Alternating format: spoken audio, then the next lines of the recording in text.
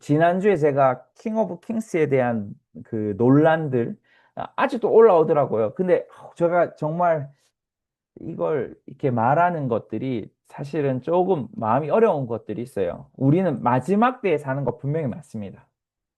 우리가 말세 가운데 사는 거 맞아요.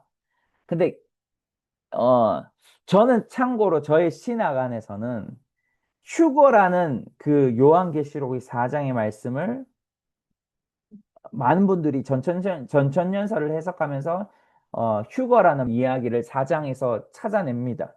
어, 근데 그러면서 이 말세 때 마지막 때 엔드 타임이라는 이 용어를 쓰면서 문제는 뭘 얘기하냐면 너무나 어두움을 얘기한다라는 거죠.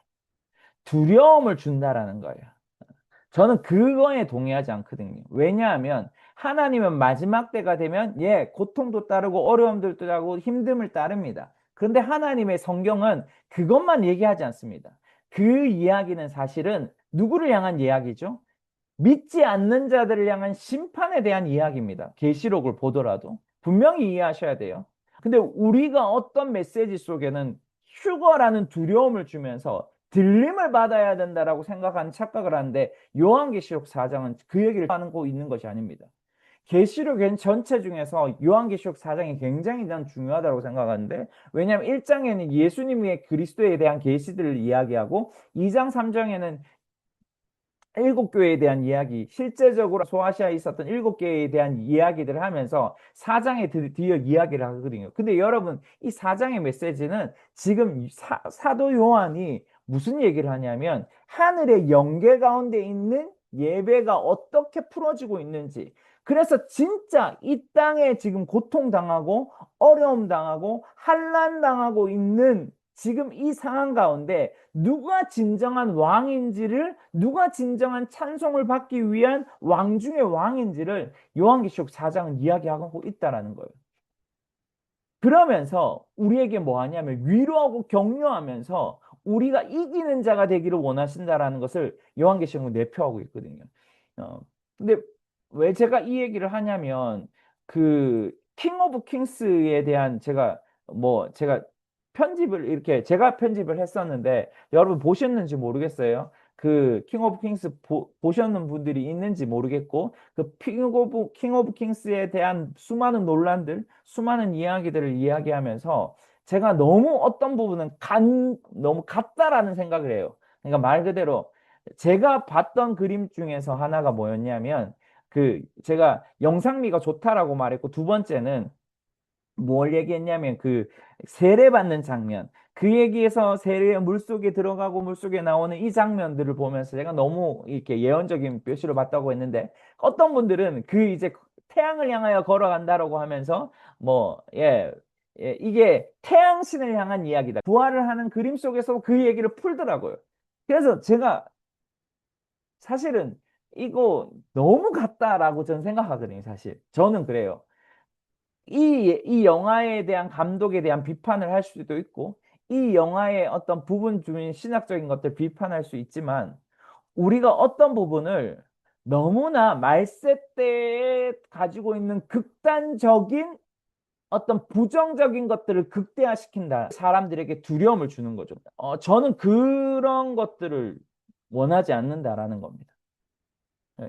그러니까 제가 유튜브를 보면서 저도 유튜브를 하고 있으니까 사람들이 유튜브를 하는 거 기독교인 목사님들이 유튜브 하는 거 보잖아요. 어떤 부분은 그냥 그 자기들만의 신학을 가지고 얘기하는 분들도 있고 어떤 분은 어떤 이번 부분을 얘기하고 있지만 이런 사실은 오늘날 문화 예술들이 사실 많이 좌파가 작용화되었잖아요.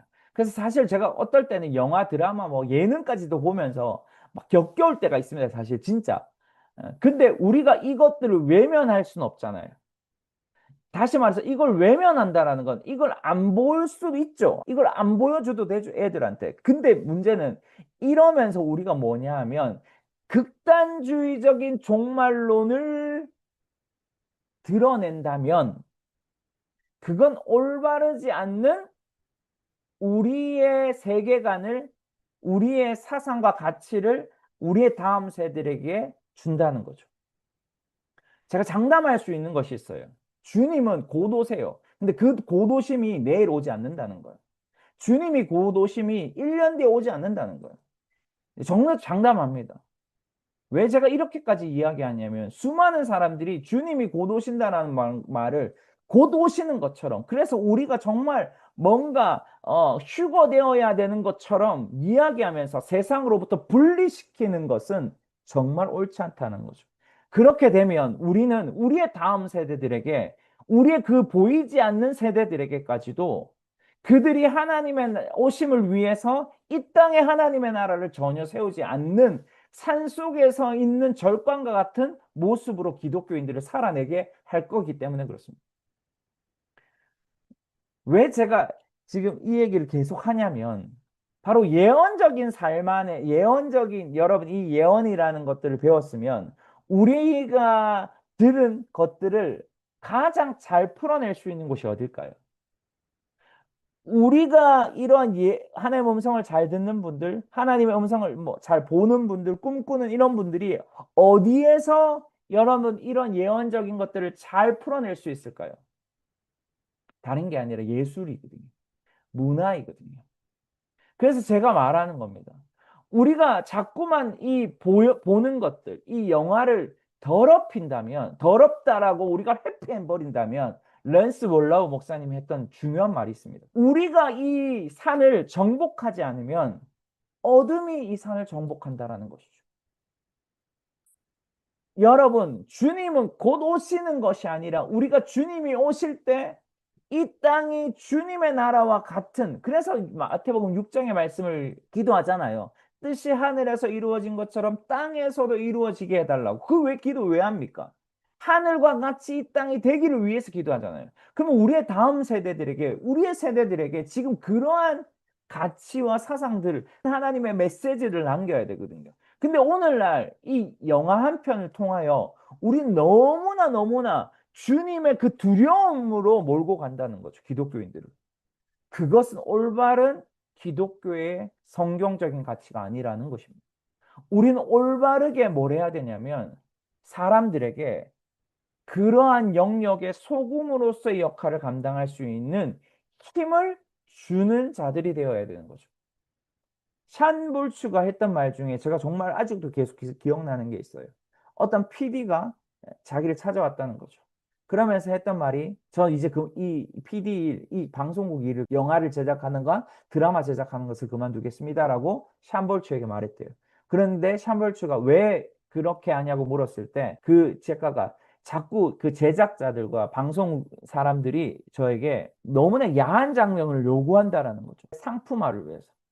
그래서 저는 이제 이 일을 못하겠다라고 했을 때 샴볼츠가 했던 말이 있어요. 우린 이 얘기를 잊지 마셔야 됩니다. 바로 이렇게 말을 하죠. 네가 만약 거기서 나온다면 그곳은 더 더러워질 거야. 우리는 자꾸 세상과 하나님의 거룩과, 그 거룩과 거룩하지 않은 것을 우리는 자꾸 이분화시켜서 세상으로부터 멀어지는 교육, 멀어지는 가치, 멀어지는 생각을 하게 하는 잘못된 성경적 이념을 우리에게 심어주는 거고 있다라고 저는 생각합니다. 그것이 오늘날 유튜브 안에 너무나 팽배한 것만 같아요. 그것을, 왜냐하면 사람들은 자극적인 거 좋아하니까. 사람들은 이런 메시지보다 그러한 자극적인 메시지를 통하여 주님이 뭔가 곧 오시는 것처럼 해야 할 때 사람들이 관심을 가지니까. 저는 그것이 정말 어쩌면 하나님의 성전을 더럽혔던 제사장의 무리와 상인들과 같다라고 저는 생각합니다. 제 표현이 좀 그렇나요? 상품화, 하나님의 그 말씀이 아닌 것을 상품화 시킨다면 그것만큼 하나님의 나라를 더럽히는 건 없다라고 저는 생각해요. 네. 그래서 여러분들, 그래서 우리는 이러한 예언적인 문화를 더 활성화시켜서 우리는 그러한 자들을, 그러한 예언적 탁월한 자들을 예언 사역자만 훈련시키는 것이 아니라 세상의 문화적인 것, 예술적인 영역에서, 여러분 그 영화나 드라마가, 우린 다 알잖아요. 우리가 킹 오브 킹스를 통해서 아는 것처럼 그 작가의 의도가 들어가 있는 건 분명하거든요. 그러한 작가의 의도, 만약에 하나님의 사람들, 능력 있는 하나님의 사람들, 그리스도의 그 사람들이 하나님의 영화를 만드는 데 들어간다면, 드라마를 만드는 데 들어간다면, 예능을 만드는데, 우리가 문화를 만드는 데 들어간다면 어떻게 하나님의 예술적인 영역을 풀어놓겠습니까?